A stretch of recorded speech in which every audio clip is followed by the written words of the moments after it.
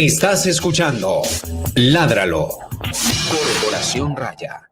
Hola, muy buenas tardes para todas las personas que se conectan el día de hoy a nuestro programa Ládralo. Hoy es 25 de octubre y esta es una nueva emisión de nuestro programa. Mi nombre es Juliana Barberi, soy la directora del programa. Hola a todos, yo soy Gabriel Chica, yo soy el abogado de la Corporación Raya.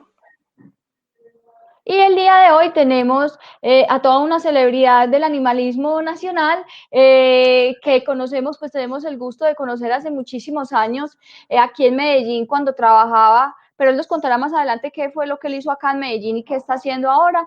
Lo conocemos hace muchísimos años y tenemos pues como el placer de darle la bienvenida al abogado Alejandro Gaviria. Hola Alejo, ¿cómo estás? Juliana y Gabriel, muchísimas gracias por la invitación. Y bueno, no, estos espacios siempre serán importantes. Y no, ninguna celebridad. Solamente que desde hace muchos años vengo trabajando por los animales y trato de poner lo que he aprendido al servicio de ellos, ¿cierto? De una sociedad que incluye a los animales. Súper bien, Alejandro, ya has estado en nuestro programa invitado en otras ocasiones hablando de diferentes temas y sabes que aquí hay unas preguntas de rigor que se le hacen a los invitados siempre. La primera pregunta es, ¿cuáles son tus hobbies? ¿Qué te gusta hacer en tu tiempo libre? Bueno, no, mis hobbies es en mi tiempo libre. Me gusta montar en bicicleta. Estoy tratando de hacerlo eh, más a menudo. Me parece que es necesario, o sea, relaja, ¿cierto? Me hace sentir tranquilo y me permite pensar en otros temas, ¿cierto? ¿Qué más me gusta? Me encanta ver películas. Sabemos que por las condiciones actuales ir al cine es importante. Sin embargo, ya contamos con series, pues no, con sistemas de streaming lo suficientemente robustos para ver lo que uno quiera. Sin embargo, pensé que se iban a acabar todas en esta pandemia, pero bueno, no, ya nos dimos cuenta que han ido rotando títulos. Listo, también me gusta leer. Decime, Juliana. No, siga, ¿le gusta leer? No, ya leer y viajar, pero por ahora pues, toca viajar en sueños, toca viajar a través de internet, toca buscar otras formas novedosas. A propósito de las películas que te gusta ver, la siguiente pregunta es, ¿cuál fue la última película que te viste? Creo que ayer me vi una en Netflix que creo que se llamaba Los Dioses de Egipto. Estaba buena. ¿Listo? ¿Recomendado o no? Sí, sí, recomendada. Pero hay una muy buena que me quiero ver que se llama, creo que Mi amigo el pulpo. También Ah, la sí. vi en Netflix y está muy interesante. Otra también es la de un señor que es divulgador científico, naturalista, que tiene más de 93 años. También la vi ahí, ya la tengo lista para vérmela. Y otra interesante fue una serie de capítulos con temas ambientales que es con Zac Efron, también interesante. Ah, sí, no he visto la de Zack, pero sí la del señor David. Muy buena, Ujú. pues recomendada para las personas como que quieran entender un poco más de nuestra relación con la naturaleza. Una muy buena, un documental muy bueno y muy interesante y bueno, realizado por una de las personas con más trayectoria en la protección de la naturaleza en el mundo. Alejo, empecemos ya como a hablar un poco del tema del día. El tema del día para las personas que se están conectando es el grupo GELMA, es un grupo de la Fiscalía General de la Nación que ya nos va a contar muy bien Alejandro, pero que está encargado o está relacionado con la protección de los animales. Quiero contar un poco por qué invité a Alejandro, bueno, por qué lo invité, porque es el fiscal coordinador del GELMA, pero además, pues Alejandro y yo y Raya nos conocemos hace muchísimos años en el trabajo que hemos realizado, pues él como persona natural y nosotros como persona jurídica en el país, en la ciudad y en el departamento. Pues no en ese orden, pero en esos tres escenarios. Y Alejandro, pues trabajaba en la Inspección de Protección Animal de la ciudad de Medellín, trabajó allí muchísimos años y yo quisiera que nos contaras un poquito cómo esa trayectoria tuya en todo el tema de la protección animal desde la institucionalidad y lo jurídico. Y no, Juliana, espérate que sí estoy tratando de compartir el programa en mi muro, pero ya lo acabo de ubicar. Listo. Listo. Básicamente, eh, pues a ver, yo siempre, desde que estaba chiquito, siempre me han preocupado los animales y la relación que tenemos con los animales, ¿cierto? Pues en mi casa siempre mi papá y mi mamá han sido adeptos de la causa. Mis abuelos me enseñaron a proteger los animales y desde que escogí carrera que fue el derecho, he pensado que el derecho ha tenido una deuda muy grande con esos otros seres sintientes que son los animales y que es nuestra responsabilidad ponernos al día y buscar saldar esa deuda. Entonces, bueno, no, en Medellín, cuando pues, ayudamos en el Consejo a que se redactara el Acuerdo 22 de 2007, que fue tal vez el acuerdo más importante que ha tenido la ciudad. Listo. Ese acuerdo fue la política pública de protección de la fauna, donde vos también estuviste incluida. Entonces, más o menos eso es casi que desde los inicios de Raya, ¿cierto? Antes de ese tiempo estuvimos con la veeduría animal, cuando la perla fue construida, que encontramos que no se articulaban en nada, ¿cierto? O sea, que tenían grandes problemas y esos problemas hubo un ejercicio desde la sociedad civil que fue interesante y permitió tomar otras medidas, ¿cierto? Y nos permitió articularnos con la institucionalidad. Entonces ya más o menos después del 2007 entro a trabajar a la inspección ambiental, porque en ese entonces el acuerdo 22 creó la inspección ambiental, ¿cierto? Todavía el tema animal estaba teniendo relevancia, pero, pero todavía no hablamos de animalismo ni de nada de eso, sino entonces estaba incluido dentro del tema ambiental, entonces aparece la inspección ambiental y en ella estuve hasta el 2000, hasta este año, hasta el 2020, hasta febrero del 2020. Pero durante todo ese tiempo fue mucho lo que se hizo, es decir, sacamos muchos acuerdos, ayudamos a sacar muchos acuerdos municipales, ayudamos a sacar ordenanzas, ayudamos a sacar decretos, o sea, es decir, a que el Estado verdaderamente se preocupara y lo hicimos desde lo local hacia lo nacional. Lo último fue que participamos en la ley 1774 como miembros de la comisión redactora, donde fue un ejercicio social también interesante y donde el Congreso tuvo que ver que ante ese clamor de la sociedad, el tema de protección animal tenía que tener otra connotación, ¿cierto? Y tenía que ser actualizado. Entonces es como se incluye el maltrato animal como delito. Y bueno, no, de ahí en adelante pues también he dado clase en Derecho, en Veterinaria, y se han hecho muchas charlas por Colombia, en todo el territorio nacional, sobre el tema, explicándole a la gente cómo hay que articular y cuál es la verdadera protección de los animales, ¿cierto? Porque lastimosamente todos los que queremos y amamos a los animales tenemos corazón, pero nos falta la parte técnica y nos falta la parte jurídica. Entonces es ahí cuando el Estado tiene que entrar a capacitar para que pueda haber un avance a favor de esta protección animal. Ah, bueno, Sí, ¿qué? Diga. dale, no. Entonces en febrero termino en la Secretaría de Seguridad, era profesional de la Inspección de Protección Animal y pasé como jefe de la Oficina Asesora Jurídica del Instituto Distrital de Protección y Bienestar Animal. Allí estuve hasta agosto y después ya entré a la Fiscalía como fiscal coordinador del GELMA. Ya desde el orden nacional estamos manejando otro tipo de temas también a favor de los animales y a favor de la sociedad. Bueno, nos saluda Glenda y nos saluda Lida, el reportero animal. Lida, hola, un saludo. Y a las personas que están conectadas les recuerdo que pueden dejar sus comentarios o preguntas a través del chat en cualquiera de las redes sociales donde estamos haciendo esta transmisión en vivo y que este video quedará colgado en nuestro sitio web y también como podcast en Spotify, Apple Podcast y Google Podcast. Alejandro, sí, pues nosotros que hemos vivido pues como la realidad de Medellín y todo el trabajo que se ha realizado y afortunadamente tenemos que decir que somos parte de algo muy importante que ocurrió en el país y que ha sido ejemplo inclusive a nivel internacional por todos los programas que tiene la alcaldía para la protección de los animales, pues uno de los más importantes era como la creación de la inspección y ese abordaje de pronto como más, ¿cómo se dice? Pues como más de buscar o de prevenir y de sancionar en caso de que hubiera algún maltrato de los animales. Y eso es algo que fue muy importante y que yo creo que fueron un poco las bases para lo que estaba sucediendo en este momento en la Fiscalía General de la Nación. Pero entonces expliquemos un poco qué es el GELMA, qué significa eso.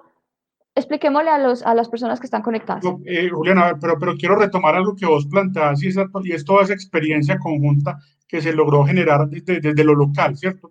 En la Inspección de Protección Animal tuvimos varias ventajas, ¿cierto? Primero fue que se formuló una mesa de trabajo para el tema de interacción humano-animal, donde se contaban con profesionales médicos veterinarios, profesionales de la psicología y con interlocución con otras dependencias, que es de suma importancia, ¿cierto? Entonces, porque no todo es sanción, tenemos que prevenir. Además, lastimosamente, muchos casos de maltrato no es porque la persona quiera maltratar, sino porque desconoce cuáles son sus obligaciones respecto a ese animal o a esos animales que tienen, ¿cierto?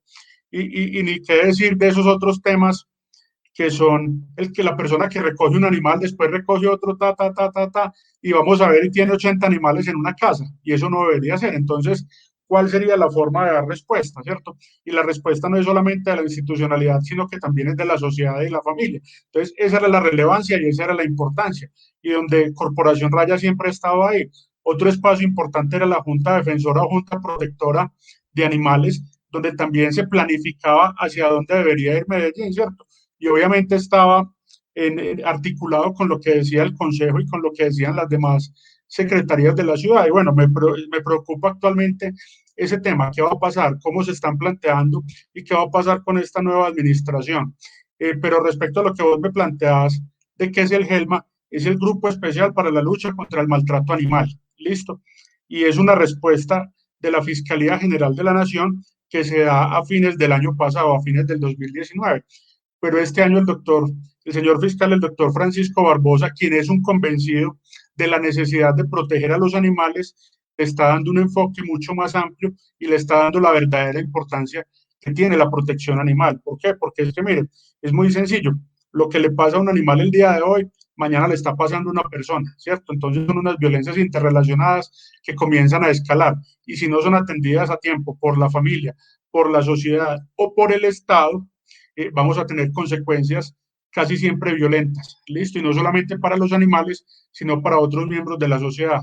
Entonces, eso es el GELMA. Bueno, no, todos sabemos que la Fiscalía General de la Nación es la titular de la acción penal en Colombia. Entonces, hay un delito que se llama maltrato animal. Entonces, nosotros somos los titulares de la acción penal del delito de maltrato animal. ¿Que todo lo que le pase a un animal es responsabilidad de la Fiscalía? No. Listo. Y hay unos pasos que debemos agotar y ahorita hablamos de eso si querés. Listo, Alejo, pero entonces contanos un poco, bueno, nos cuentas que desde el año pasado nació Helma y me gustaría también que nos pudieras contar cómo está conformado Helma, un poco cuál es esa dinámica que se vive allá, qué hacen y como que podamos saber un poco de ese contexto de Helma. Bueno, no, mira, Helma está conformado en este momento, somos más o menos 110 personas a nivel nacional. Listo. Y el tema es el siguiente, cuenta con un director, un fiscal coordinador, que soy yo, que estoy en la sede central, en el búnker de la Fiscalía, en Bogotá. En todas las regiones hay un fiscal destacado para el tema de protección animal o fiscal Helma. Ese fiscal no es que solamente conozca delitos de maltrato, no, conoce muchos otros delitos, pero también conoce ese delito. Listo. Y adicional a eso, hay unos investigadores, detectives del CTI y de la Policía Judicial que también apoyan esas labores. Y en cada región hay al menos uno que está apoyando esa dinámica, esa línea de investigación. Y además de esto, contamos con el apoyo de la policía, con la Dirección de Protección de la Policía y con la Policía Ambiental, donde hay más o menos otras 40 personas, para tener en total 110. Listo. Sabemos que el tema de la justicia, de la administración de justicia en Colombia está colapsado, pero estamos tratando de priorizar los casos más relevantes para poder tener resultados. Y primero, para que el animal esté a salvo, para que no vuelva a ser maltratado. Segundo, para que hechos como el maltrato animal no se repitan. Y tercero, para que la ciudadanía vea que la institucionalidad está dando una respuesta acertada. Listo. Alejandro, estás hablando pues como de unos funcionarios, unos fiscales, unas personas que están trabajando ahí en el GELMA que como decís, pues tienen una formación jurídica, ¿cierto? Que son personas que no solamente conocen o deberían conocer sobre maltrato animal, sino sobre otras problemáticas de nuestra sociedad. La pregunta es, siendo el GELMA tan reciente, cómo han sido preparadas estas personas, cuál ha sido como la capacitación o la formación que ellos han recibido en torno a lo que es realmente pues como el maltrato animal. Como vos decís, hay veces que la gente simplemente no sabe, y eso no excluye ni a abogados, ni a médicos, ni a personas con alguna formación profesional, sino que hay muchas personas que tienen una concepción bastante equivocada de la relación con los animales. Entonces, mi pregunta es, ¿cómo hacemos para garantizar que esas personas que están ahí si son idóneas, si están bien capacitadas, si saben diferenciar realmente lo que es el maltrato animal? Bueno, no, básicamente, pues ellos tienen una formación, los fiscales tienen una formación básica que es ser abogados, ¿cierto? Ese es el común denominador. Y a través desde el nivel central se les han venido dando una serie de capacitaciones sobre protección, sobre bienestar, sobre cuáles son las normas que protegen a los animales en Colombia y en cómo garantizar que esas normas, dependiendo de cómo se vean, pocas o muchas, efectivamente se puedan materializar en la protección animal. Entonces es una capacitación constante. Todos los días hay avances, todos los días pasa algo con animales, y además de eso también el tema es que sean personas empáticas, ¿cierto? Que no estén ahí porque les toca, sino que estén ahí porque les gusta, ¿cierto? Y porque saben que trabajar por los animales es trabajar en la base de la sociedad.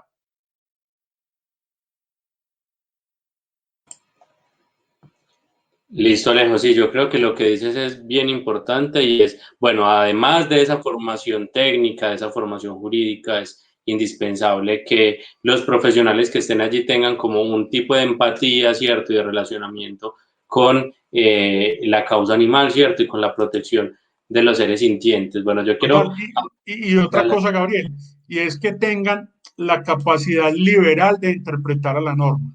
Listo, pero me refiero a ese liberal no como partido, sino como esa posibilidad de ir más allá. ¿Por qué? Porque para el tema de protección animal tenemos que ser bastante creativos, ¿cierto? Pero creativos obviamente con unos límites. Es decir, no podemos encontrar un problema para cada solución, sino una solución para cada problema, y eso es a lo que le tenemos que apuntar.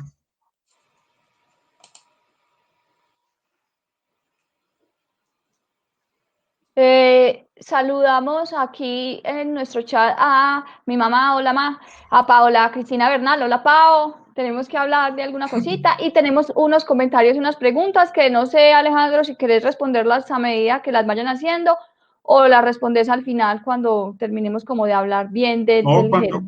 como vos consideres, no tengo Bueno, problema. listo. La primera pregunta o comentario que nos hacen es si no diferencian a un ser humano y hablan de justicia selectiva, ¿por qué colapsó la justicia? Pretender la aplicación de un punible relativamente nuevo. Ustedes Sí, entenderán.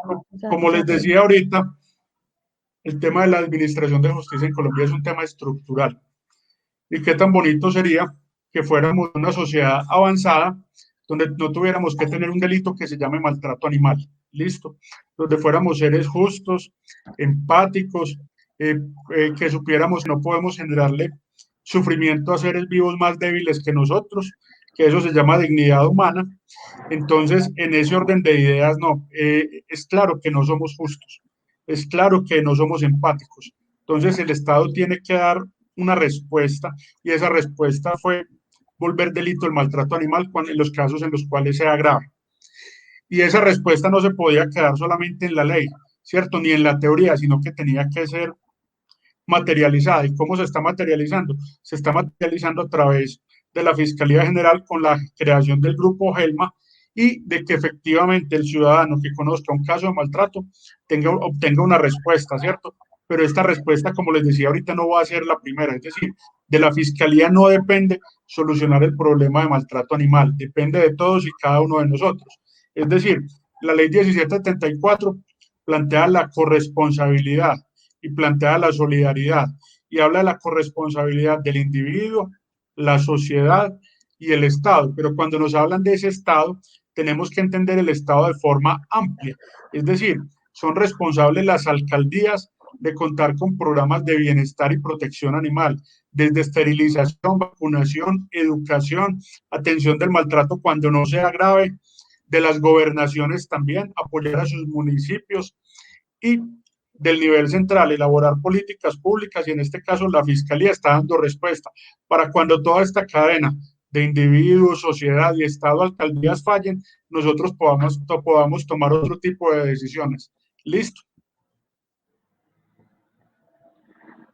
Alejo, bueno, digamos que la protección animal ha ido haciendo como una serie de avances, ¿cierto? Y para todas las personas que están viendo nuestra transmisión es muy importante tener en cuenta que el maltrato animal, como lo hemos hablado en otros momentos, se puede abordar desde lo administrativo, ¿cierto? Con la policía, con una inspección, y que la multa en este caso va a ser económica y va a tener pues como otro trámite, pero cuando hablamos de la fiscalía, como es en este caso, ya estamos hablando de un delito, ¿cierto? Y lo que puede suceder allí es también una sanción económica, pero puede haber una sanción que incluso tiene que ver con una pena privativa de la libertad, con prisión para una persona que ha cometido este delito de maltrato animal.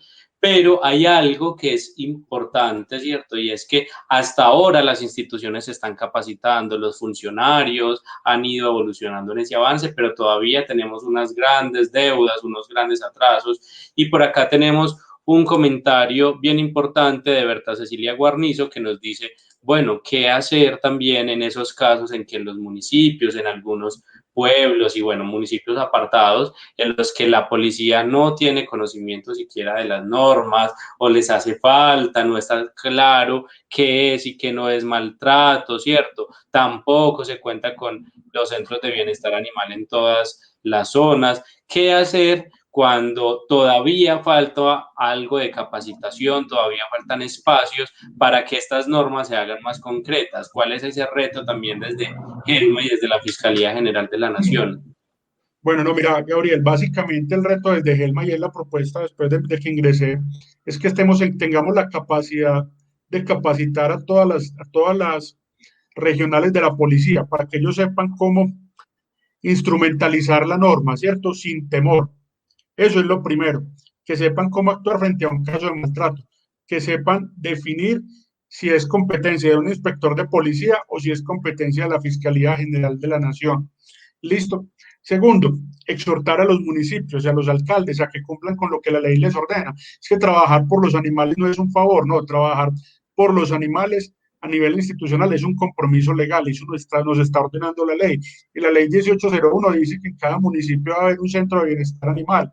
Y después otra ley de este año, que no me acuerdo, Gabriel, me dijo cuál es, también dijo, cada municipio de Colombia, independiente de su categoría, tiene que contar con un centro de bienestar, un hogar de paso, un albergue, un coso municipal, ¿cierto? Es decir, nos están dando unas opciones. Eso no significa que todos los municipios tienen que empezar a construir esta infraestructura, no. Tienen que contar con sitios, pero puede ser a través de la elaboración de convenios, de contratos con ONGs, con entidades serias, ¿cierto?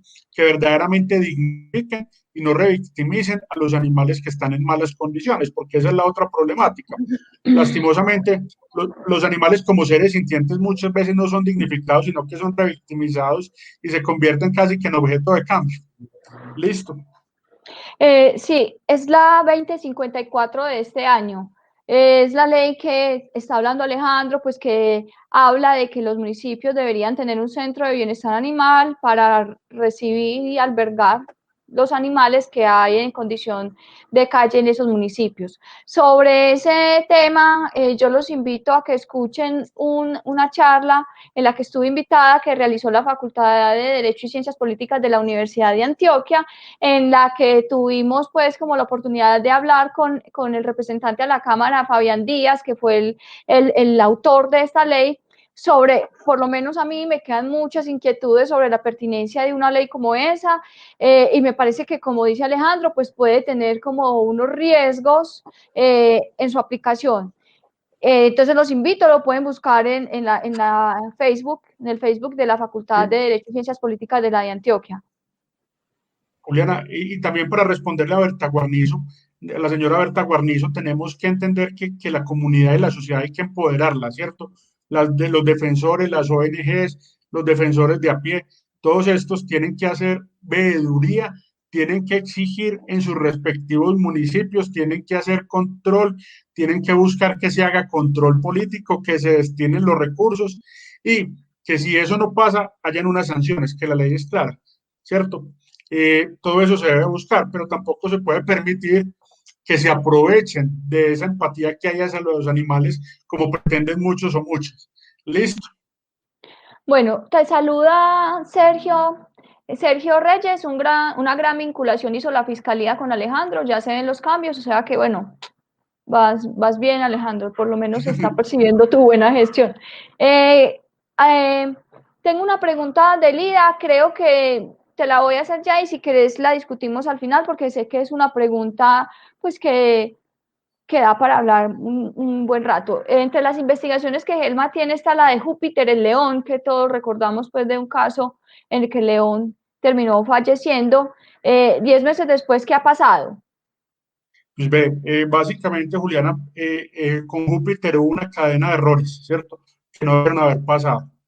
Primero, entendemos que con Júpiter se obró de buen corazón, es decir, una persona lo consiguió en un circo, es un animal que debería tener un permiso CITES, no lo tiene, vivió más tiempo en cautiverio del que hubiese vivido en vida silvestre, de acuerdo a lo que dicen los biólogos y los veterinarios expertos.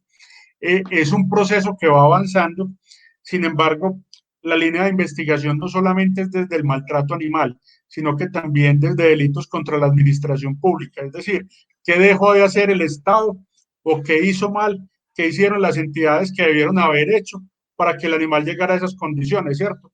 Y por qué todos se chutaron la pelota a última hora, es decir, porque no hubo un seguimiento adecuado. Todos esos animales que viven situaciones tan dramáticas como Júpiter deberían tener una vigilancia permanente y un seguimiento permanente por parte de las autoridades competentes. Entonces, en este caso se está entrando a determinar qué hicieron o qué dejaron de hacer y por qué pasó esto. Listo. Listo. Alejo, en nuestro chat en Facebook también nos hacen otra pregunta. También la señora Berta Guarnizo nos dice, bueno, uno de los asuntos más complejos, pues voy a hacer un contexto de esta pregunta, de los asuntos más complejos para la aplicación del tipo penal de maltrato animal es la cadena de custodia, ¿cierto? Para quienes no han escuchado este término, es cómo se cuida, se hace como un acompañamiento de todas las pruebas que se recogen para que puedan ir a juicio, ¿cierto? Y el juez finalmente pueda decir, bueno, con una prueba que fue debidamente cuidada, que no se alteró, que fue conseguida adecuadamente, que no hubo ningún tipo de intervención, yo puedo fallar y decir si condeno o si absuelvo a una persona. Nos pregunta entonces la señora Berta si las fundaciones, las corporaciones o personas de la sociedad civil podrían hacer parte de esa cadena de custodia para, digamos, garantizar esa prueba o qué han pensado desde la Fiscalía General para implementar formas de garantizar esa cadena de custodia, porque definitivamente pues ahora no contamos con los medios en todos los territorios del país para que se garantice este asunto. Total, no, y también es un tema que también sucede en todo el territorio nacional y es que lastimosamente los veterinarios no están preparados para dar conceptos de cuando hay maltrato animal. Listo. Eso cuando hablamos de maltrato físico. Ahora pensemos cuando hablamos del maltrato emocional de los animales, ¿qué pasa con eso? Entonces lo primero es fortalecer que los veterinarios tengan la capacidad de brindar esos conceptos, que puedan eventualmente servir como testigos expertos. Y segundo, que la fiscalía cuente con sus propios peritos, sea de manera directa o sea a través de medicina legal. Eso es un tema que no va a ser solucionado en el corto plazo, sino que le tenemos que buscar en el mediano y largo plazo. De otro lado, respecto a lo de cadena de custodia, los defensores, los protectores, las ONG son nuestros aliados por naturaleza, ¿cierto? Son los que nos van a ayudar a que tengamos procesos exitosos. Entonces,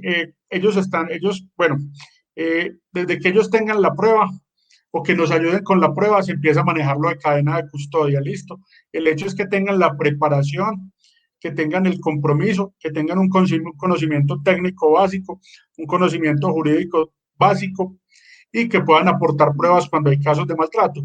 O si muchas veces cuentan con un veterinario en una fundación, ese veterinario puede hacer nuestro apoyo en las regiones. A eso le apuntamos y es un tema de trabajo articulado, en fin, a eso le apuntamos. Pero también quiero hacer otra claridad para que no se nos olvide. El tema de maltrato animal es un delito excarcelable en Colombia. Listo.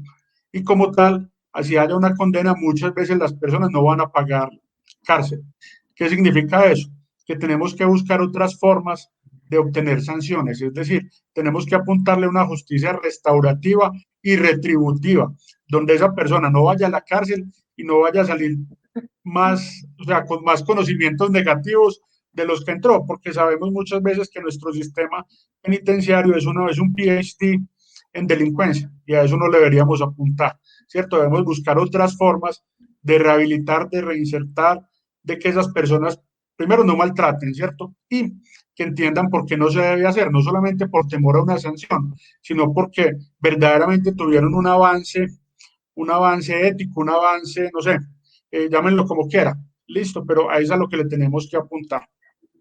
Bueno, los saluda Daniel Zuluaga, muy buena intervención, saludos a ambos, Alejandro Gaviria y Gabriel Chica, y agradecemos a las personas que están conectadas, a Eduardo Puentes por difundir el video y etiquetar a las personas, etiqueten a todo el que crean que este programa, que puede beneficiarse de este programa. Y tenemos dos preguntas. Gabriela, ¿haces una y yo la otra? Listo. Alejo, mira, nos preguntan algo que siempre está por ahí como inquietando a la gente y como dando vueltas, y es, bueno, yo como ciudadano, ¿cómo puedo saber cuándo un caso de maltrato animal lo debo denunciar ante la policía y cuándo ante la fiscalía? Es una pregunta bien importante que nos está Bueno, mira, haciendo. básicamente la ley 1774 nos dice que lo que es maltrato grave, es decir, cuando hay una afectación grave en el bienestar del animal o la muerte, es delito.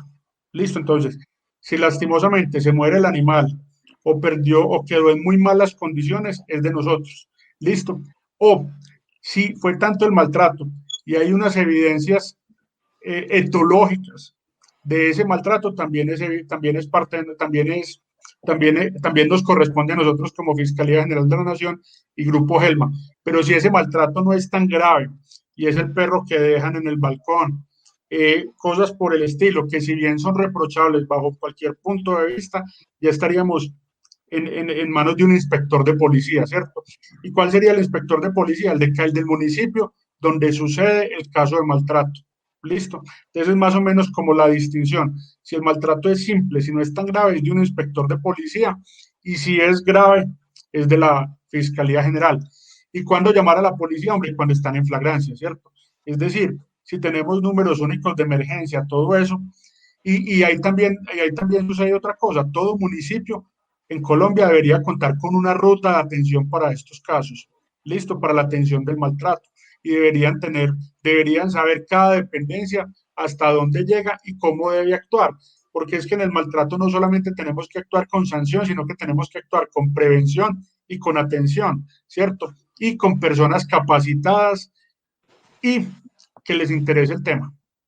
Alejo, y bueno, esa pregunta nos la hacía Reportero Animal y es muy importante como todo eso que nos estás contando. Y si, por ejemplo, en un municipio, no sé, a la persona le queda más difícil contactar a la fiscalía, no tiene el contacto, ¿será que esta persona puede llamar directamente a la policía y la policía Claro, podría después remitir total, el total. caso a Es fiscalía? que mire, la cosa es muy sencilla. En la policía, en todo el territorio nacional, siempre va a ser el primer responsable o primer respondiente. Dependiendo de lo que encuentre, va a oficiarle, debería oficiarle, ¿cierto? Estamos hablando del deber ser y son los cambios que estamos buscando generar. Si encuentra que el maltrato no es tan grave, se lo va a remitir a un inspector de policía. Y si el maltrato es muy grave, es un delito y nos lo va a remitir a nosotros en la fiscalía, al fiscal que sea competente, sea el del municipio o sea el de otra zona, pero que esté en la misma región. Listo. Listo. Otra pregunta nos la hace Gloria Orduz. Ella dice, qué pena, no sé si esta consultica está dentro del tema del tema. ¿Qué puede hacer una persona si presencia maltrato animal y es defensora de ellos, pero no tiene como tal una acreditación para decidir ayudar al animal o defenderlo o rescatarlo del lugar? Pues a ver, varias cosas, ¿cierto? O sea, recordemos que ahorita hablábamos de solidaridad. La solidaridad social no significa que solamente los defensores o protectores, o que las ONG legalmente constituidas o las ONG de hecho, no, cualquier persona que en Colombia debe ser solidario con ese ser más débil, que es el animal, listo, y que también es sintiente. Entonces, en ese orden de ideas, podríamos solucionar el maltrato a punta de diálogo, es decir, el perro que dejan en el balcón, hable con el vecino, dígale que el animal ahí está sufriendo, ¿cierto? Invítelo a que cumpla con sus deberes de buen ciudadano y a que sea un buen guardián y que haya una convivencia adecuada con animales de compañía. Si esa persona no hace caso, ya sí debemos tomar otras medidas y es seguir el conducto regular para poner la queja, listo. Pero en principio todos somos solidarios. Otro tema que es importante aclarar es que esa solidaridad no implica que tomemos justicia por propia mano. Listo, eso es claro. Para eso están las autoridades debidamente estatuidas y legitimadas por la ley. Listo, no cualquier persona, por más rabia, por más indignación, por más odio que nos produzca que estén maltratando un animal, nosotros no somos autoridad y no podemos violentar a otra persona. Es decir, si por algo se caracteriza la defensa y la protección animal es porque es un movimiento pacifista, ¿cierto? Entonces, eso nos debería quedar claro y lo deberíamos dejar grabado.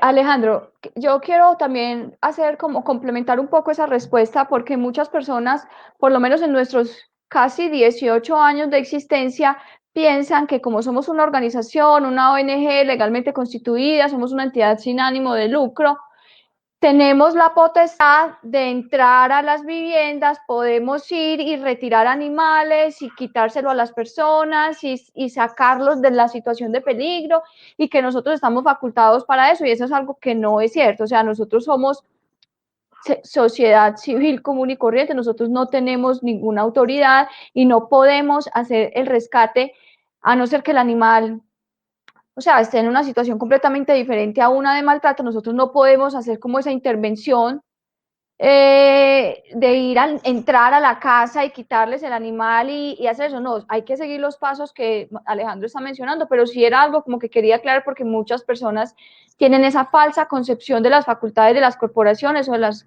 entidades sin ánimo de lucro que trabajan por los animales y Juliana, bueno, no podemos hacerlo. Y otro tema importante es aclarar que no hay que grabar y no hay que subir a redes, ¿no? O sea, buen ciudadano y formule la queja o formule la denuncia de acuerdo a los canales establecidos.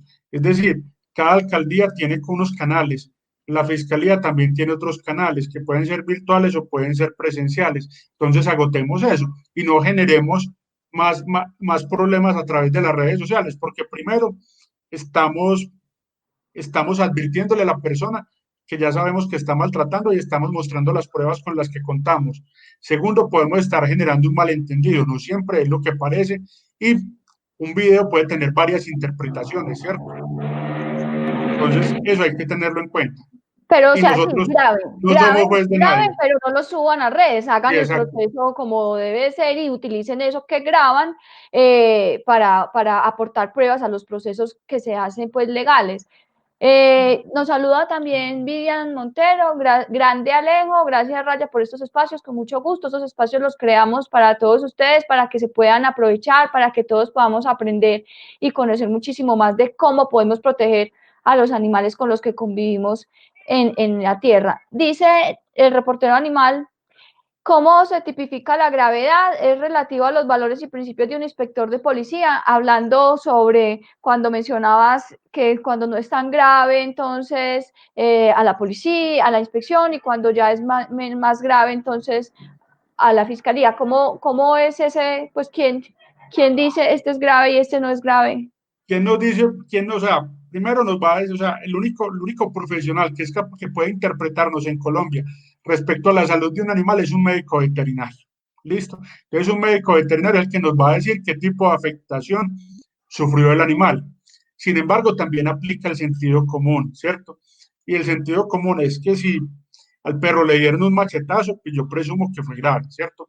Y los agravantes de ese maltrato cuando es delito es cuando es cometido en vía pública. Segundo, cuando es cometido por un servidor público. Tercero, cuando ese maltrato tiene connotación sexual. O cuarto, cuando se utilizan niños, niñas o adolescentes o se hace en presencia de ellos. Listo.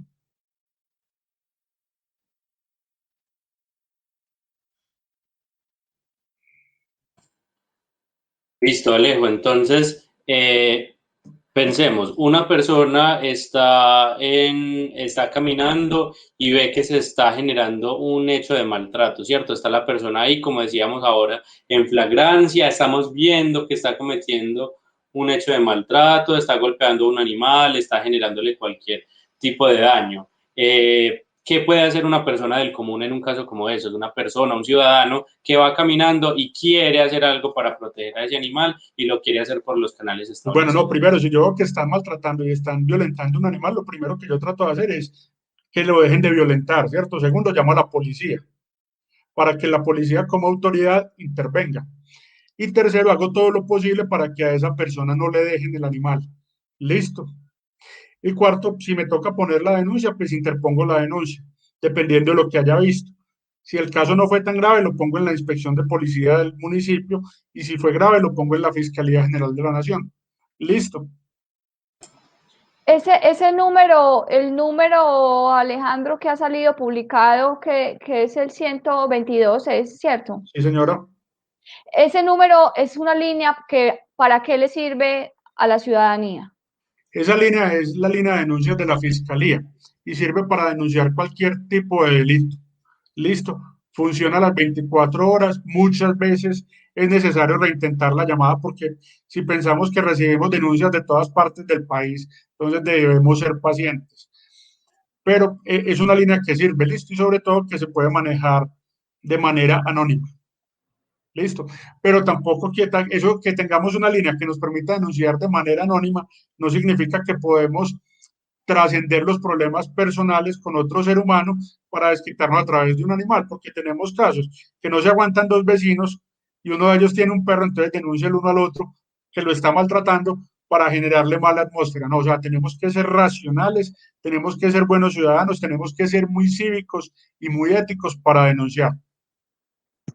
Alejandro, una cosa que es lo que uno más oye o las preguntas que más recibe es, ay, pero es que tiene que ir a la cárcel, que lo metan a la cárcel, que se pudra en la cárcel, pero ¿por qué no lo metieron a la cárcel? Hablemos un poco de por qué los maltratadores de animales, por lo general, no van a la cárcel.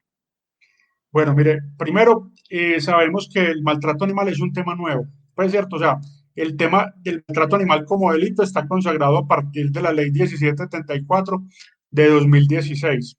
Entonces ahí es cuando el Congreso de la República modifica el Código Penal, el Código de Procedimiento Penal e incluye el maltrato animal y lo incluye con base en unas penas que van desde los 12 a los 36 meses y una posibilidad adicional cuando hay agravación, de acuerdo a los cuatro casos que les dije ahorita.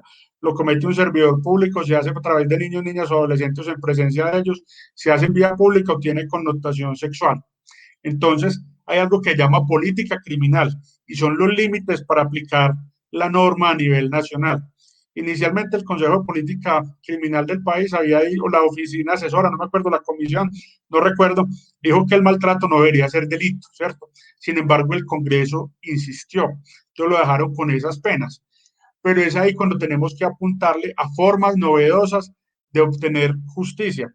Es decir, no necesitamos que la persona vaya a la cárcel, no, necesitamos primero que el animal esté bien, segundo que le quede claro que un animal no se puede maltratar, tercero que no se repita, cuarto que la ciudadanía vea que se está haciendo algo. Entonces, ¿cuáles son las otras formas de sancionar? Hombre, tóquele el bolsillo, ¿cierto? Eh, que quede con antecedentes, oblíguelo a responder por los gastos en los que por los gastos para que el animal se recupere, ¿cierto? Y si el animal murió, oblíguelo a que esos recursos se destinen a programas de bienestar y protección animal. Y cuarto, prohíbale que tenga animales. Les voy a poner un ejemplo. El viernes hubo una sanción, no, el jueves, que fue bastante relevante, fue acá en Cundinamarca, en un municipio que llama Mosquera. Resulta que una persona le metió 40 puñaladas a su perrita, ¿cierto? La perrita murió, se llamaba Canela, encontramos que era su propietario, que esta persona tenía problemas de adicción. Cuando él se recuperó y se dio cuenta que había matado a su perra, pues entendió la gravedad de lo que había hecho, negoció un preacuerdo con la fiscalía y fue avalado con un juez. Quedaron en 12 meses de prisión, sabemos que es excarcelable, hay una suspensión condicional, se condenó a una multa de 5 salarios mínimos legales mensuales vigentes, que son más o menos casi un poco más de 4 millones de pesos, creo, si no me fallan las cuentas, y también se le prohibió tener animales por cierto tiempo. Nunca a nadie en Colombia se le había prohibido tener animales, ya a este se le prohibió, entonces es un pequeño paso y es sobre lo cual tenemos que avanzar, listo.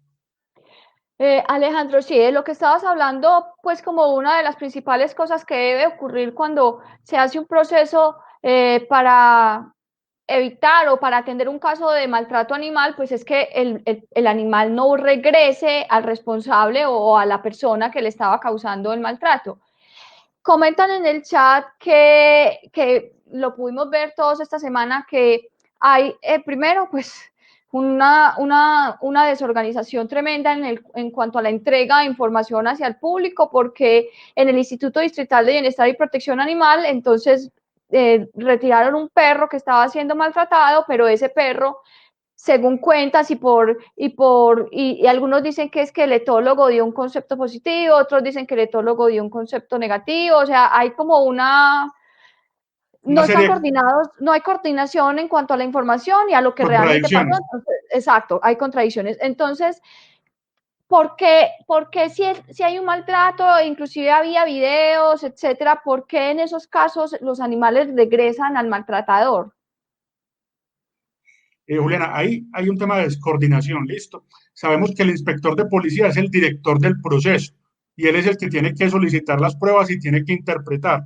Pero en este caso, el Instituto Distrital de Protección y Bienestar Animal entrega una serie de pruebas que son las valoraciones físicas del animal, la historia clínica, todos los exámenes que considere y además de esto, un examen etológico del mismo. En el examen etológico decía que el animal se había sido maltratado, pero el inspector, tengo entendido que no captó la idea y no profundizó sobre el tema y entendió que el animal no tenía maltrato y por lo tanto ordenó su devolución. Entonces acá hay que estructurar procesos, ¿cierto? Que los informes de un médico veterinario o de un etólogo sean tan contundentes que un inspector de policía lo entienda. Y que si el inspector de policía no lo entiende, pueda citar a esos profesionales a audiencia para que le expliquen de manera más fácil cuáles son las condiciones del animal y qué sugieren, porque también es claro que hay casos que perfectamente se pueden solucionar devolviendo el animal, ¿cierto? O sea, que no son tan graves y que existe un vínculo, que puede existir un error por parte del propietario, un mal manejo, pero que a punta de educación y de compromisos se puede mejorar. Pero hay otros casos tan graves como este, que donde se devuelva estamos revictimizando el animal, listo. Y también es una sanción para el propietario no devolverle su animal. Listo. Alejo, Diego Pinto nos pregunta en nuestro chat cuándo un caso es considerado grave y cuándo no. Ahorita hablábamos que cuando el caso es grave, conoce la Fiscalía General de la Nación, cuando el maltrato fue grave, le generó una afectación grave o se ocasionó la muerte del animal, y que es, digámoslo, entre comillas, leve cuando no se ocasionó esa lesión, y en este caso conoce la inspección de policía. Decíamos también que el único que está capacitado para hacer esto es un veterinario, ¿cierto? Pero si tuviéramos que hablarlo en términos jurídicos, ¿cierto? Para garantizar como ese principio de legalidad para las personas, ¿cuándo podría considerarse que ese delito o esa acción de maltrato fue grave y cuándo podríamos considerar que fue leve? Bueno, cuando hay un daño permanente, listo, eso es lo primero. Cuando hay un daño permanente o cuando hay un riesgo inminente para la vida del animal, listo. Es decir, fue tan grave el animal que fue tan grave el maltrato que se causó un sufrimiento extremo, hay un riesgo inminente para la vida del animal o se produjo la muerte. Esas serían como las tres causales para que fuera por parte de nosotros. Listo. Y también vos planteabas ahorita lo del veterinario. Eso sería lo ideal, ese es el deber ser. Pero hay casos donde también opera el sentido común. Si sabemos que una persona le metió un machetazo a un animal y lo dejó paralítico, pues hombre, por sentido común entendemos la gravedad de la situación, ¿cierto? Entonces ya sería más argumentativo el tema, así no contemos con un médico veterinario que nos lo certifique. Perfectamente, podría haber una sanción sin contar con ese concepto tan específico. Listo. Alejo, te saluda Elkin Carmona y te manda un abrazo y nos hace una pregunta Lida del reportero animal. ¿Cuál es el destino de estas multas? Ahora mencionabas pues que había unas multas. ¿Cuál es el destino de estas multas? ¿Se destina el dinero a rehabilitar estos maltratadores o a programas de educación? No. La ley 1774 plantea que las multas recogidas o las multas cobradas o las multas, llámenlo como quiera, pasarán a programas de bienestar animal. Listo. También es claro que cada municipio debe tener estos programas, ¿cierto? El caso del perrito que les hablaba el jueves, de la perra que murió, los 5 salarios mínimos legales mensuales vigentes, el juez en el preacuerdo quedó de manera específica que esos recursos iban al municipio de Mosquera para destinarlos a protección y bienestar animal. Entonces, es decir, a eso es a lo que hay que apuntarle, listo. Así nos parezca que 5 salarios mínimos es muy poco, pero también hay que entender que esta persona estaba sin trabajo, que es adicta, entonces sí se le está castigando el bolsillo. Listo, o sea, sí se le está haciendo, sí se están generando unas consecuencias con su actuar. Listo, que pudiéramos tener otro panorama mucho más ideal, claro, total, pero hacia allá vamos. Es decir, que el maltrato sea considerado delito no es un punto de llegada, es un punto de partida para muchas más conquistas a favor de los animales. Y también quiero aclarar que no solamente son perros y gatos los que sufren maltrato, los animales domésticos, no, también todo tipo de animal sufre maltrato, incluyendo la fauna silvestre. Y si nosotros nos vamos a cifras, encontramos que en Colombia el maltrato más recurrente es el abandono. Muchas investigaciones de universidades serias nos dicen que en Colombia hay entre 1 y 2 millones de animales abandonados. Entonces pensemos el nivel de maltrato, ¿cierto? Y lo que estamos haciendo como seres humanos. Alejo, lo que dices es bien importante porque a veces pensamos eso, el único animal que es maltratado es el perrito que está al lado, o el gato, el caballo, ¿cierto? Que son los animales que tenemos más cerca, pero cualquier ciudadano puede darse cuenta que se está cometiendo actos de maltrato contra un animal de fauna silvestre, ¿cierto? En las carreteras de nuestro país, que es tan común, un animal de fauna exótica, que son los que son de otros países y que insertan en nuestro territorio y que pueden estar siendo maltratados, y eso que dices es muy importante, que cualquier persona que se dé cuenta de algún animal, sin importar el tipo de fauna que sea, puede interponer la denuncia y se adelantará igualmente el procedimiento. Alejo, en el chat nos hacen una pregunta. Nos pregunta Alejo Suárez si hay algún tipo de control para los lugares como criaderos en los que venden animales domésticos y en los que realizan prácticas como la amputación de las orejas y las colas. ¿De alguna manera has tenido conocimiento de esto? ¿Se está adelantando algo al respecto? Pues ve, entiendo que en Colombia hay un proyecto de ley actual en el Congreso, no sé para qué debate irá, que va a reglamentar el tema de cría y reproducción de animales y comercialización. Sin embargo, también es claro que son los municipios los llamados a regular este tema, qué quieren que suceda en su territorio, en qué condiciones y hacer la inspección, la vigilancia y el control de que se lleve de la mejor forma. Lastimosamente, la comercialización de animales domésticos es un tema legal, cada vez es más rechazada por la ciudadanía, pero mientras sea legal hay que extremar controles. Listo. Y respecto al tema de corte de colas y gato, corte de colas y orejas en caninos, ya en muchos países se han dado la pela y está prohibido. Sin embargo, en Colombia cada vez son más los profesionales de la medicina veterinaria que se niegan a hacer este tipo de cirugías que no solamente alteran la estética del animal, sino que alteran muchos sentidos, como el olfato, como la audición, etcétera, ¿cierto? Entonces, es un tema de exigencia social en este momento, pero cada vez se ve menos que hayan personas que hagan este tipo de prácticas, sin embargo, se siguen haciendo. ¿Y cuál sería la exigencia? Que se hagan en las mejores condiciones, con analgesia de anestesia suficiente, y no solamente para animales domésticos, miremos también qué pasa con cerdos, con vacas que también se descornan, se les quita la cola para mejorar la producción. Todo esto debería ser en las condiciones adecuadas y, como les digo, con analgesia y anestesia.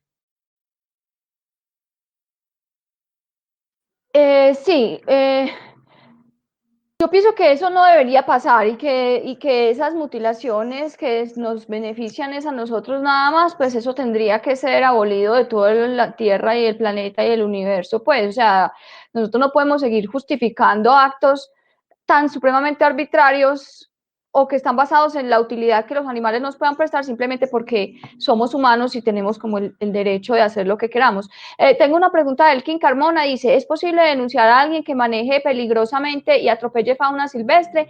¿Y cómo se hace? Creo que podemos hablar de esa pregunta entre los dos, esa Pues sí, respuesta. a ver, o sea, los atropellamientos, ¿cierto? O sea, un atropellamiento casi siempre es un accidente, es decir, uno como conductor no quiere atropellar, pero si se le atraviesa de manera intempestiva, si la carretera no cuenta con las medidas, con las señales adecuadas, puede pasar. Cosa diferente es que yo empiece a ver animalitos en la calle y empiece a tirarles el carro. Ahí sí habría no solamente una sanción por conducta contraria a la convivencia, sino que eventualmente podríamos estar hablando de un delito siempre y cuando tengamos la capacidad probatoria para demostrar que hay dolo. Listo. Sí, pero sí, es muy importante tener eso en cuenta. O sea, la mayoría de veces es imprudencia y son simplemente, no simplemente, son accidentes en la vía en los que terminan atropellados millones de animales al año en las carreteras de absolutamente todo el planeta. O sea, es una problemática bastante seria en temas de conservación de biodiversidad y por lo general son accidentes, o sea, no son intencionales, pero aquí viene una parte bastante importante y es que muchos atropellamientos son intencionales y son dados hacia especies o hacia grupos o sí, hacia animales que no son tan carismáticos, que la gente no suele relacionar con cosas buenas, principalmente las serpientes y las zarigüeyas, pues que la gente cree que son ratas y cree que porque son ratas, entonces hay que matarlas, pues ni a la rata, ni a la zarigüeya, ni a la culebra, ni a nadie, hay que pasarle el carro por encima porque no nos corresponde hacer eso, porque no tenemos el derecho de ser, pues como de disponer así de la vida de los otros seres vivos y porque ellos en su hábitat y en su lugar y en su ecosistema están cumpliendo una función importante para el mantenimiento de las demás especies. Entonces, sí, igual hay que pararle bolas porque los estudios han mostrado pues como una intencionalidad, las personas que de aposta van y le pasan el carro por encima de los animales y eso es algo que no está muy estudiado, pero existe y seguramente en un futuro va a ser pues como una cosa de mucho más fácil diagnóstico. Alejo y Juliana, ahora que estamos hablando de fauna silvestre en nuestro chat, eh, César, César Gutiérrez nos pregunta que, bueno, primero nos dice, es urgente capacitar al personal de la Fiscalía General de la Nación en lo relacionado con todo el proceso de intervención en los casos de tenencia de fauna silvestre, ¿cierto? De tenencia ilegal, que siempre lo es, de fauna silvestre, porque cuando se empieza a denunciar, resulta que como no se cuenta inmediatamente con la orden de allanamiento, es imposible ingresar allí y termina pasando mucho tiempo entre la denuncia y que se concrete algún tipo de intervención. Entonces, pues cuando logran ingresar ya el animal está muerto o se los han llevado para otro sitio, entonces digamos que resulta poco operativo este asunto y nos pregunta además si hay alguna forma de agilizar estos procesos de recuperación, alguna manera para que esa orden de allanamiento sea más pronta o que haya otra forma de intervención que de verdad permita que cuando la autoridad ingrese se pueda hacer algo, los animales estén allí, estén en condiciones de bienestar y que no se hayan muerto. Gabriel, para ese tema, mi sugerencia es que no pongan, cuando hayan casos de fauna silvestre, no pongan la denuncia en fiscalía, sino con con la autoridad ambiental de la zona. Es decir, en Antioquia tenemos varias autoridades ambientales, que son Área Metropolitana, Corpuravá, Cornare, Corantioquia y Parques Naturales Nacionales. Dependiendo del sitio donde se encuentra el animal, lo pongan en cada una de esas entidades, porque así se agilizan los procesos. Y no solamente eso, sino que ellos tienen interlocución directa con la Fiscalía General de la Nación para manejar el tema. Y también les quiero aclarar que normalmente cuando hay delitos con fauna silvestre, los delitos pueden ser, pues con fauna, con vida silvestre, como patrimonio natural de nosotros, los delitos son ilícito aprovechamiento de recursos naturales, caza ilegal, daño en los recursos naturales, pero nuestra visión actual desde el GELMA y que la estamos permeando a nivel nacional es que siempre que hay fauna silvestre, casi siempre hay maltrato animal.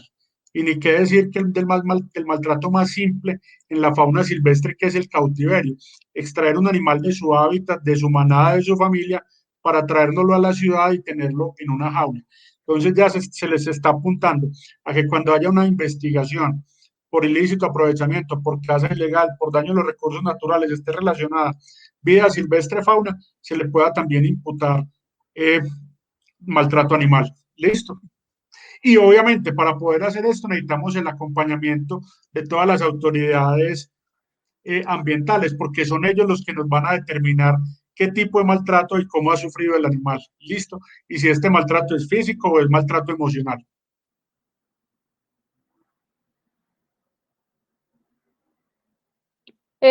Tenemos una pregunta de Berta, otra pregunta. Dice, es importante que a los asnos en los municipios les prohíban pues no a los asnos, sino a las personas responsables de los asnos, les prohíban los herrajes de hierro tan pesados, sumado al peso adicional que les suben, están muy maltratados. Pues hablemos un poco del tema de los equinos que son usados para carga y transporte, Alejandro. ¿Qué ves como de reto en ese tema? En ese tema, pues primero, cumplir con lo que ordenó el gobierno hace muchos años, ¿cierto? Que es sustituirlos. ¿Quiénes nos faltan? Nos faltan las ciudades de la costa. Solamente es que usted vaya a la costa, Barranquilla, Santa Marta, Cartagena, y encontrará que ha habido poca sustitución de estos animales. Antioquia, el eje cafetero. Miremos, por ejemplo, que Dos Quebradas la semana pasada sustituyó 43 vehículos de tracción animal. Esos son avances gigantes. Caucasia en Antioquia, eh, Pereira, Manizales. Entonces, a eso es a lo que le tenemos que apuntar, ¿cierto? A que cada vez hayan menos animales explotados y humanos excluidos, porque es que las personas no nacen queriendo ser carretilleros o cocheros, sino que se dedican a explotar animales, es porque la sociedad no les brindó otra oportunidad. Entonces tiene que ser un tema no solamente de no satanizar, sino buscar que estas personas tengan otras formas alternativas para ganarse el sustento, poder darle el pan, brindarle el pan a su familia sin necesidad de maltratar a un animal, como sucede con los vehículos de tracción animal. Entonces esa es la invitación. Y respecto a lo que plantea Berta, claro, para errar un animal tenemos que aplicar criterios de bienestar animal. Sabemos que no se pueden hacer con varillas de construcción, sino que tienen que ser con herraduras, que los clavos tienen que ser lo suficientemente resistentes y tiene que ser hecho de una forma técnica. Es decir, es como, o sea, y sacar un animal sin errar es como salir uno a la calle descalzo a pararse sobre el pavimento caliente. Entonces son muchos los parámetros que hay que tener en cuenta frente a este tema.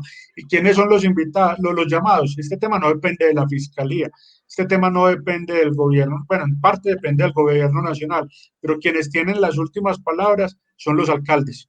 Listo. Y de ellos depende que efectivamente se sustituya y que haya una transformación. Alejandro, yo quiero ahí complementar lo que estabas diciendo porque nosotros hemos hecho un trabajo en varias zonas de la costa atlántica, precisamente con caballos y burros que son usados para carga y transporte allá en esos territorios, y definitivamente la problemática va mucho más allá, pues como de los herrajes. Son animales bastante maltratados, animales que además son instrumentalizados por un lado sexualmente y por otro lado como venganza entre vecinos. Son animales al que el vecino se quiere vengar del otro, entonces va y le pega un machetazo. O sea, nosotros tuvimos que ver todo esto, y mucho del abordaje que nosotros quisimos entregar en esas intervenciones fue menos asistencialista. O sea, a pesar de que prestamos un servicio veterinario y una atención de esos animales, una atención médica, quisimos también como darle ese componente de capacitación a los responsables de los animales para que por lo menos tuvieran los mínimos criterios o hicieran las mínimas acciones para ayudarle a los animales y para tenerlos de mejor manera, pero definitivamente la problemática de los equinos y sobre todo en la costa atlántica pues es muy, muy delicada y creo que ahora se le suma el hecho del tráfico de pieles de burro, que es una cosa ya de índole mundial y que, bueno, otra cosa que le sale, ¿cómo es que el dicho? Otro pelo que le Otra sale pata que le sale al gato. otra pata que le sale al gato, porque sí es una cosa, pues que, o sea, ya de por sí tienen una vida supremamente sufrida, en la mayoría, no todos, hay unos animales muy bien cuidados, hay personas que están muy comprometidas como con brindarle a esos animales todo los mínimos requerimientos, pero definitivamente el Que lo maltrato, tratan como uno más de su familia, ¿cierto? sí, Gabriel. Listo, Alejo. Nos hacen otra pregunta en el chat. Diego Pinto nos pregunta, si agredo o llego a causar la muerte por defensa propia a un perro que estaba en vía o zona pública, ¿qué debería hacer? No, Gabriel, volver a leer, qué pena.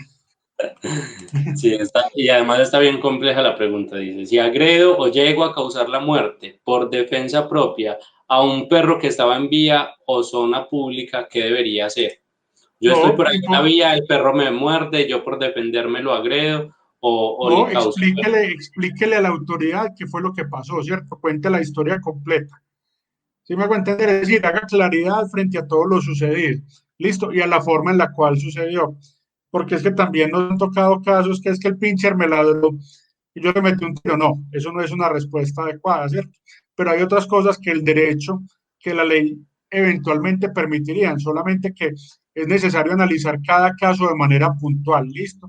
Y no podemos hablar de manera general, sino que habría que particularizar frente a cada caso. ¿Por qué? Porque manejan muchas diferencias, espacio, tiempo, sitio donde ocurrió, tipo de animal, en fin, listo. Y un poco como esa proporción entre la respuesta que Exacto. Que realiza la la defensa persona y sea esa que es. proporcional frente al ataque. Nos dice Valentina Loaiza ya pues las últimas preguntas porque ya vamos yo te había preguntado unas cositas del Helma que me gustaría pues como que las personas conocieran, pero te voy a hacer la pregunta de Valentina Loaiza, dice respecto a la fauna silvestre, si el tema es por conservación, pero también resultan vendidos a extranjeros. Yo creo que de pronto, Valentina, me aclarás ahí en el chat si tiene que ver con la licencia que la Autoridad Nacional de Licencias Ambientales estuvo, o que estuvo muy, muy de tema de la semana, que fue que el ANLA pues otorgó una licencia de caza de individuos de la fauna silvestre para su comercialización. Entonces creo que de pronto tiene que ver con eso la pregunta. Juliana, hay otra cosa ahí, pienso yo que lo plantea Valentina, y es que en Colombia los zoocriaderos son legales, ¿cierto? ¿Y los zoocriaderos para qué se utilizan? Para producir ejemplares que pueda vender en el exterior vivos o vender los productos o subproductos, carne, piel, huevos, etcétera. Entonces, que sea legal no significa que sea ético, ¿cierto? ¿Hasta qué punto puedo vender un animal que es colombiano, que está acostumbrado, que debería estar acostumbrado a estar en la selva, en el bosque, y venderlo en el exterior para que sea una mascota y esté en una casa, ¿cierto? Desde el punto de vista jurídico puede ser válido, legal, pero desde el punto de vista ético estamos en una conducta completamente reprochable. Listo. Y es lo que tenemos que tratar de cambiar por sustracción de materia, porque hay tráfico de vida silvestre, porque hay alguien que compra, hay alguien al que le interesa. Y en ese orden de ideas, de ahí para allá se genera una cadena que ya sabemos lo nefasta que es. Alejandro, ¿qué le espera al grupo Helma? ¿Qué hay en el futuro? ¿Cuáles son los retos que tiene este grupo? Bueno, los retos para el grupo Helma son efectivamente lograr que esa ley que tenemos, que esos delitos, artículo 339A y 339B, se materialicen con la sanción del maltrato. Segundo, bajar indicadores de maltrato. Tercero, demostrar que el Estado sí está respondiendo, en este caso la Fiscalía General de la Nación. Y cuarto, lograr equilibrar la cadena, la que les decía ahorita. No depende exclusivamente de nosotros, sino que también cada uno de nosotros es responsable. Las familias, la sociedad, las alcaldías, las gobernaciones, es decir, que cada uno haga lo que le corresponda, conociendo sus límites y así se equilibre el tema un poco más. Listo. Y por último, también es necesario fortalecer el equipo, ¿cierto? O sea, contar con personal también especializado, hacer capacitaciones, hacer un montón de cosas que son necesarias, ¿cierto? Pero ya sabemos que el tema en la fiscalía es prioritario y es uno de, de las apuestas más importantes que tiene el fiscal general. Bueno, Alejandro, muchísimas gracias por haber pues estado en nuestro programa Ládralo, a todas las personas que se conectaron y estuvieron en el chat haciendo preguntas, muchísimas gracias por esos aportes, por esa construcción que estamos haciendo juntos, pues, como esta información tan importante para las personas que protegemos a los animales, porque, bueno, esto es algo muy nuevo, muy importante y muy de vanguardia, y creo que tenemos que aprender a conocer esta herramienta, para qué sirve y de verdad utilizarla de la forma en la que debería ser utilizada. Entonces, Alejandro, muchísimas gracias. Juliana y Gabriel, muchas gracias. Y bueno, no, ¿cuál sería la apuesta más importante de la Fiscalía General a través del Grupo Gelma? Reducir los delitos de alto impacto a través de la atención de los casos de maltrato animal. ¿Qué significa eso? Que si atendemos un caso de maltrato hoy, de maltrato hacia los animales, muy posiblemente vamos a evitar que el día de mañana tengamos que atender un homicidio. Listo, esa es la principal apuesta. Y segundo, que nos empoderemos como ciudadanía. Y tercero, que los animales sean respetados, no solamente por los servicios y por el bienestar que nos generan a nosotros los humanos, sino como seres independientes dotados de sensibilidad. ¿Listo? Listo. Muchísimas gracias de nuevo a las personas que se conectaron, Alejandro, Gabriel, a todos ustedes por haberse sintonizado, y el próximo domingo estaremos con otro tema de interés para los que queremos y protegemos a los animales. Muchas gracias. Chao. Chao. Chao, gracias. Por un mañana animal libre de crueldad. Somos Corporación Raya.